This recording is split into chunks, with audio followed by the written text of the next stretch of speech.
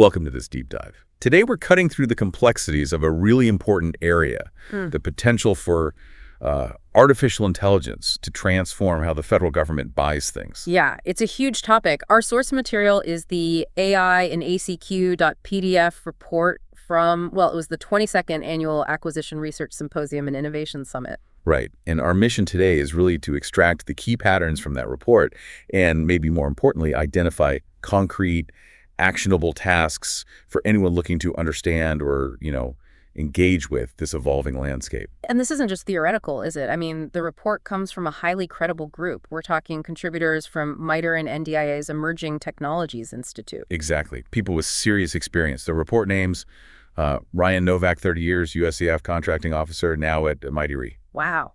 And Adam Bouffard, also MITRE, with over 2 decades in acquisition and contracts.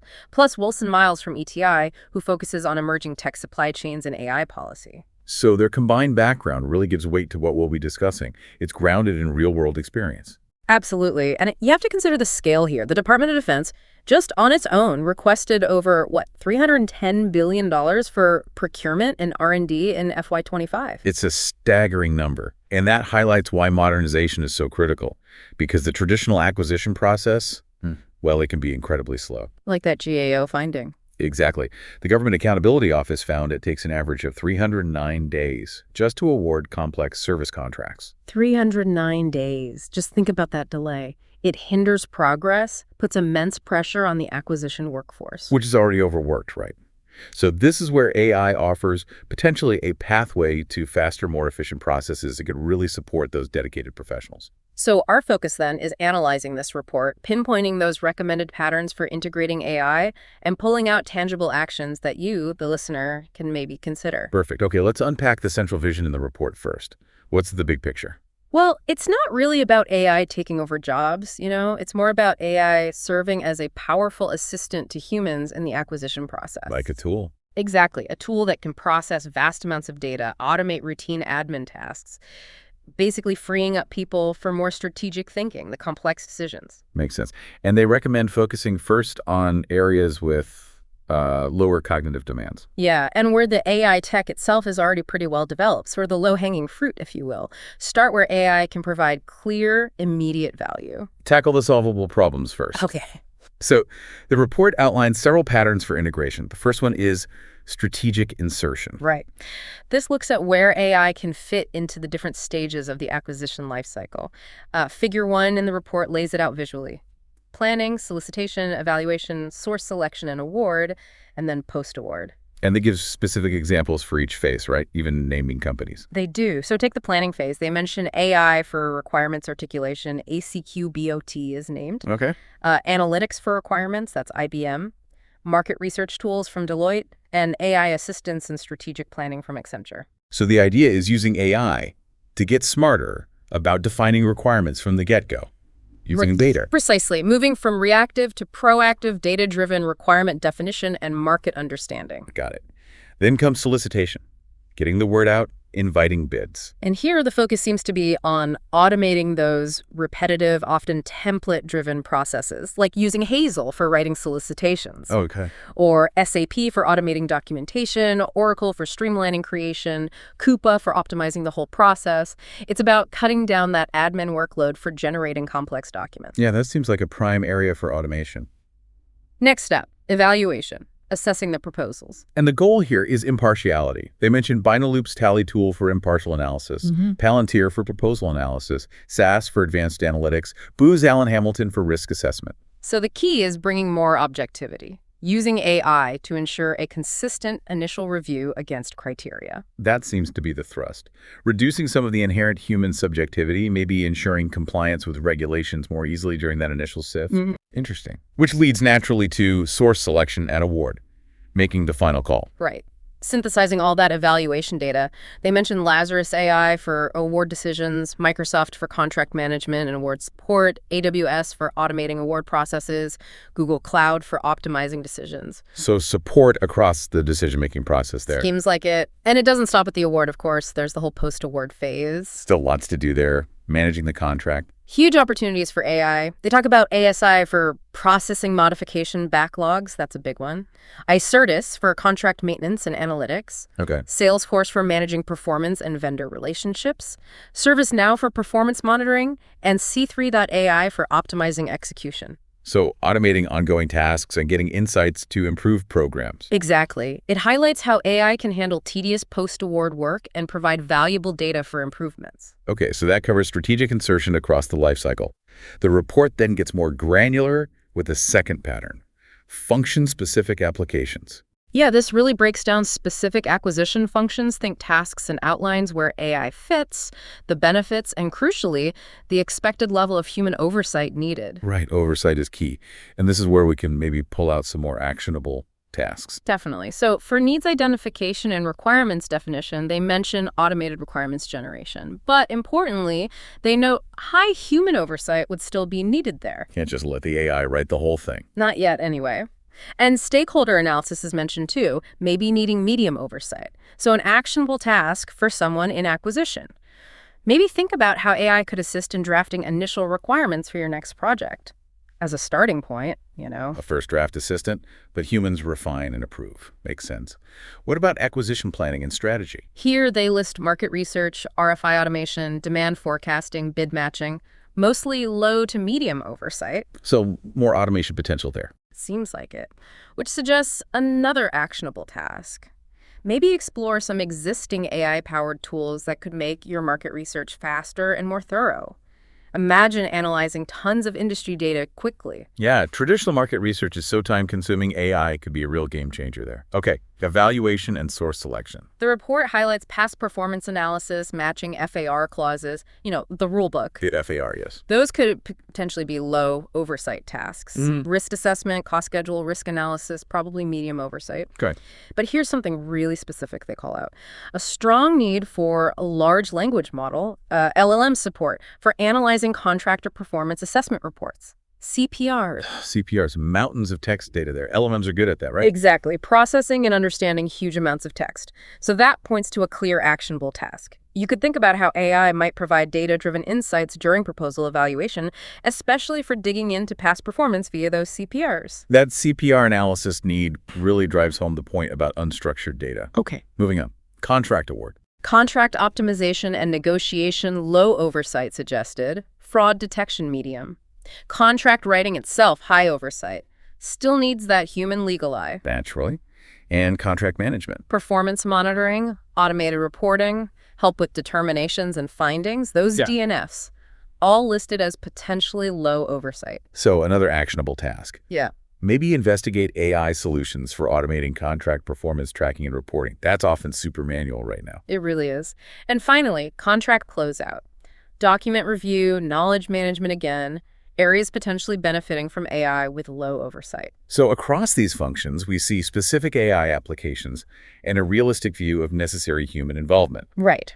The third pattern they discuss is embedding AI in contracting phases. It's another way to look at it, mapping AI to the 9 specific steps of the contracting cycle outlined in the report. Just reinforcing where AI can plug in. Pretty much. Needs identification requirements, analyzing past contracts, stakeholder analysis again, market research, analyzing data, predicting demand, finding trends in RFI responses. And you mentioned NLP here, natural language processing. Yeah, that comes up. An actionable task could be to consider how NLP could streamline your market research, extracting key info from documents and data sources automatically. Sounds incredibly useful. Okay, acquisition strategy. Analyzing past successful strategies, maybe even explaining the chosen strategy. Solicitation, automating RFP development, using data to set evaluation criteria. Evaluation and source selection again. Analyzing supplier capabilities, past performance, CPRs, again, distilling proposal info, risk assessment, contract award and negotiation, maybe recommendation engines for terms, fraud detection tools. Then contract management. Performance monitoring, automated reporting, streamlining J&A paperwork, justification and approval. Right. Contract closeout, automated document review. And finally, evaluation and feedback, using AI to capture lessons learned. So this step-by-step view really shows AI touchpoints all along the way to boost efficiency. Definitely. But we have to be realistic, right? It's not all smooth sailing. The report highlights significant challenges. Pattern 4 is about overcoming barriers. Yeah, what are the big hurdles? Policy, technical, cultural. All of the above. On the policy front, there's the concept of inherently governmental functions, IGFs. Meaning AI can't make the final call. Exactly. AI tools can advise, assist, analyze, but they can't make those core governmental decisions, like awarding a contract or terminating one. That stays with the human. Okay, that's a key distinction. Right. What else on policy? Classification and LLMs. You can't just feed controlled unclassified information, CUI, or national security stuff into public LLMs. Big security risk. Makes sense. But the DoD is working on internal solutions like NIPR-GPT and CAMA-GPT to handle sensitive data securely within their networks. Good to know they're tackling that. What about technical challenges? Data quality is a big one. Garbage in, garbage out, right? Also, data ownership, security compliance, and getting that authority to operate the ATO. The ATO process. That can be a killer, especially for smaller companies. It can be notoriously slow. The report mentions things like continuous ATO, SATO, and the assess-only process as ways to speed it up. And there's Section 1522 in the latest NDAA trying to promote ATO reciprocity between agencies. So if you're a vendor listening, an actionable task might be to research that assess-only process or other fast-track ATO options. Absolutely. It could make working with the government much easier. Okay. Beyond policy and tech, other barriers. Yeah, the acquisition system itself has barriers. Slow budgets, unclear requirements sometimes, difficulty buying commercial tech quickly, maybe a lack of coordination across agencies. And not enough focus on developing specific acquisition tools within the S&T community. That's mentioned too. And then there's the human element, education and training. The workforce needs upskilling to use these tools effectively, especially given the age distribution in the DoD civilian acquisition workforce. So another actionable task for individuals. Wow. Actively seek out AI literacy training, inside your organization or externally. Definitely. Prepare for how things are changing. And finally, cultural resistance. Yeah, the fear of job loss, maybe risk aversion acquisition, is inherently cautious and sometimes a lack of clear incentives to adopt new AI tools. Okay, lots of challenges. So given all that, what does the report recommend for actually making AI integration work, the patterns for strategic implementation? Several key things. First, collaboration is huge. Between government, industry, academia, get everyone talking. Early stakeholder engagement is critical too. Don't develop things in a vacuum. Exactly. Second, agencies need to really analyze their own acquisition lifecycle, understand the workflows, the incentives, figure out where AI will have the biggest impact. And start small.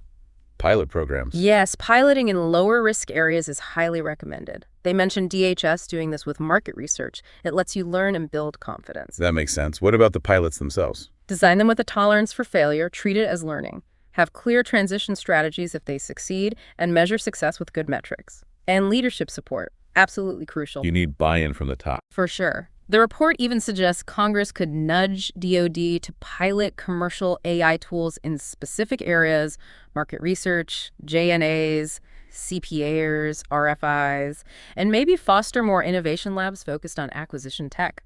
What about training? We mentioned the need. Vital. Comprehensive training at all levels, from basic literacy to specialized skills. They even float the idea of a standardized AI and acquisition certification, maybe from DAU. Like a formal qualification. Could be.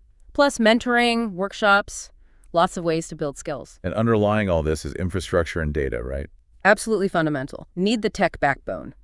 High-performance computing, cloud services, secure networks, and strong data governance. Standards for collecting, using, sharing data. They point to NIST guidelines and the AI risk management framework. Data interoperability is key, too, getting systems to talk to each other. Definitely. The report suggests Congress might even consider a dedicated DoD S&T portfolio just for acquisition tools. Think something like the investment behind JADC2, but focused here. Wow, okay. And the last recommendation. Establishing standardized evaluation metrics for the AI systems themselves.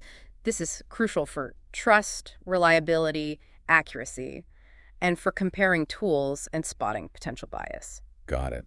Okay, so wrapping up this deep dive, it's really clear that AI has, well, massive transformative potential for federal acquisition. Yeah, the vision is a system that's more efficient, more accurate, and hopefully a lot faster. But it's also clear, isn't it, that just throwing technology at the problem isn't the answer? Not at all. Success needs a holistic approach. You need to consider the tech, yes, but also policy, culture, and critically, the people doing the work. And while AI offers these incredible benefits, The report consistently emphasizes that human expertise and oversight remain absolutely essential. Crucial for quality, for objectivity, and for ensuring ethical use of these powerful tools. The human stays in the loop. Which leads us to maybe a final provocative thought for you, the listener, to consider. Yeah. As AI gets more embedded in federal acquisition, how might the actual roles or responsibilities of acquisition professionals evolve? Yeah, what new skills become paramount in that future AI-augmented landscape? It's definitely something to think about. We really encourage you to explore the resources in the report itself and keep thinking about how these patterns and actionable tasks we discussed might apply in your own context as this transformation continues.